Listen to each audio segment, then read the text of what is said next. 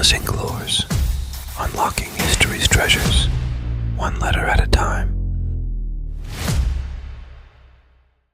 Throughout history, the region has been revered as the birthplace of the Abrahamic faiths, Judaism, Christianity, and Islam, each leaving an indelible mark on its sacred soil. However, to grasp the ongoing conflict between Palestine and Israel, we must delve into its roots, which stretch back to the late 19th century.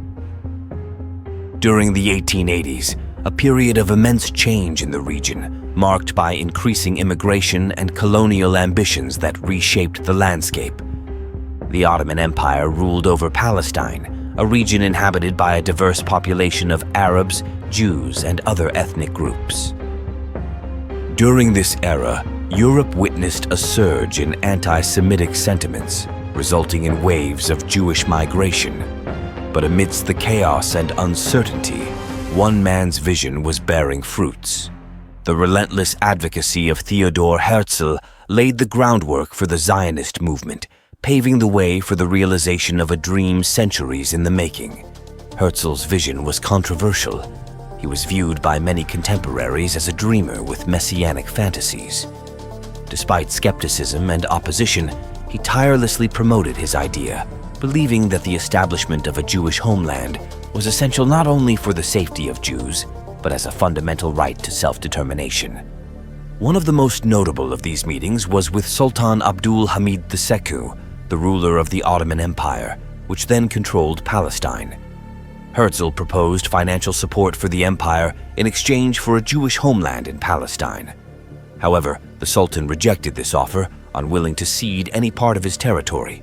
Initially, the idea of a Jewish homeland was not confined to Palestine alone. Discussions explored the feasibility of settling in other regions, such as Argentina, where Herzl famously remarked on the importance of having an idea and a flag to rally a nation.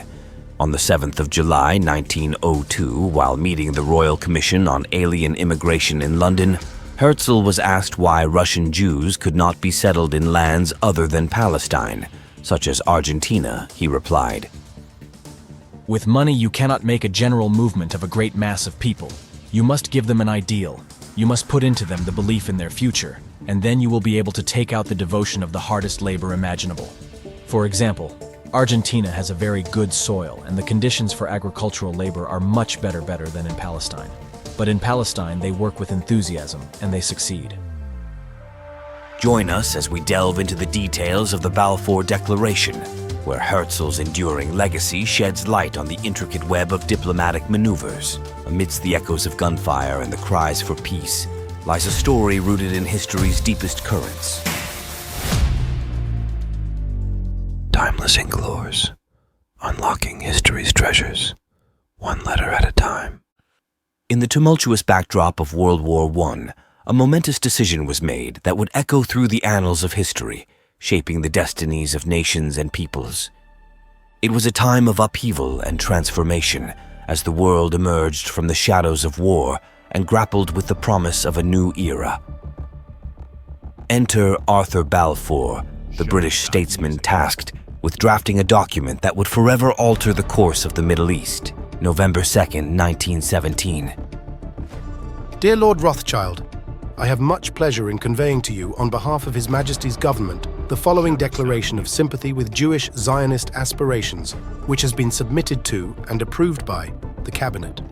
His Majesty's government view with favor the establishment in Palestine of a national home for the Jewish people, and will use their best endeavors to facilitate the achievement of this object, it being clearly understood that nothing shall be done which may prejudice the civil and religious rights of existing non-Jewish communities in Palestine, or the rights and political status enjoyed by Jews in any other country. I should be grateful if you would bring this declaration to the knowledge of the Zionist Federation. Yours sincerely, Arthur James Balfour. The delivery of the Balfour Declaration to Walter Rothschild, a prominent figure in the Jewish community, ignited a firestorm of hope and controversy. The decision was not made in isolation. Rather, it was influenced by a multitude of factors that underscored the complexities of the time. Firstly, There existed among influential leaders, including Lloyd George, a genuine belief in the righteousness of the Zionist cause. They saw supporting Zionism not just as a moral imperative, but also as a strategic move that could yield significant benefits. Britain, seeking to solidify its position on the global stage, hoped that publicly endorsing Zionism would garner support from Jewish communities in neutral countries, particularly in the United States and Russia. The recent overthrow of the anti-Semitic Tsarist regime in Russia, with assistance from the Jewish population, made this potential support even more appealing. Strategically, Britain viewed Palestine as a crucial link between India and Egypt, with establishing dominance in the region post-Ottoman Empire being a key post-war goal. Creating a Zionist state in Palestine under British protection aligned perfectly with this objective and with the broader Allied principle of self-determination for smaller nations. However, the path to the Balfour Declaration was fraught with challenges. Within Parliament, there was a vocal anti-Zionist movement led by figures like Edwin Montagu.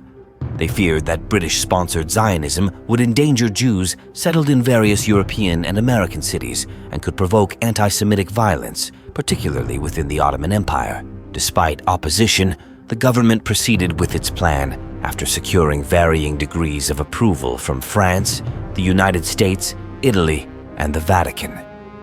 The issuance of the Balfour Declaration marked a significant milestone in the Zionist movement, paving the way for the eventual establishment of the State of Israel.